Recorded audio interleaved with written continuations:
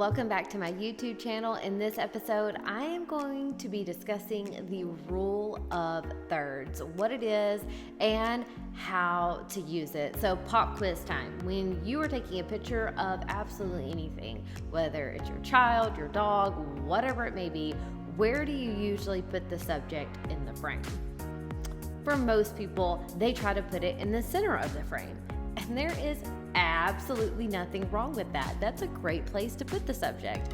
However, if you want to get a more interesting shot, a more interesting image, you can use the rule of thirds, which I'll be going over in this video, what it is and how to use it. If we haven't met yet, hi, I'm Kayla Brent. I'm a motherhood photographer and founder of Mom Photography School, where I teach moms to take gorgeous everyday photos of their family. And one thing that we talk about is composition. So where we are getting our subject within our frame. And a good way to get a good composition is by using the rule of thirds. Now, this is not an end-all be-all. This is just a guide for you, and I am going to give you some visuals and explain this to you now. But first, if you haven't already, make sure you give this video a thumbs up and subscribe to my YouTube channel, and let me know below if you have ever used the rule of thirds before and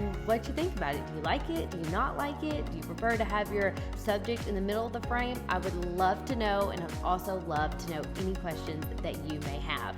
Let's jump to it.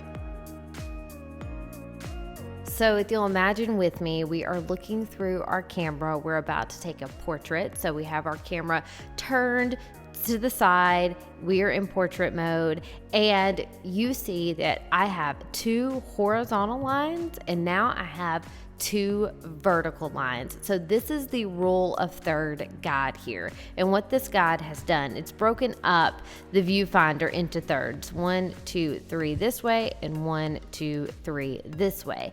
Now, a way that you can use the rule of thirds is by placing your subject at the intersection of where the horizontal and vertical lines meet. So you can see here, there are the intersections there, and this will give you just a much more interesting shot. And I highly recommend taking the shot as you might normally would. Maybe you would place your subject in the middle, but then get another shot where they're either here, here, here, or here, like I did in this image. It just makes it a little bit more interesting and a little bit more pleasing to the eye. This is something that is not a die-hard rule. This is not something that I personally use every time, but I always have this guide turned on my camera because it lets me know where I'm at in the frame exactly. And sometimes I will position the subject in the middle, but at this top third.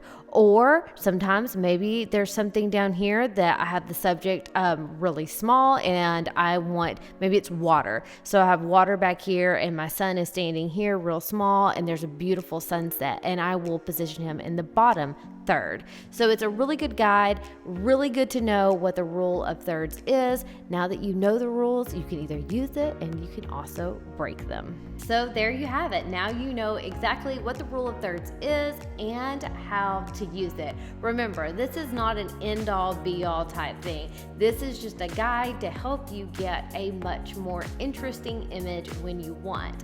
I honestly use the rule of thirds a whole lot, or the grid of the rule of thirds, just to get my subject in the exact center. So when you have that guide on, you know exactly where the middle is. So I always have my guide on. You can turn it on most cameras, and also you can have it on your iPhone, just like you see here. I always have it on, and then I can use the rule of thirds when I want to, and I also can place my subject in the center when I want to. I hope this has been helpful.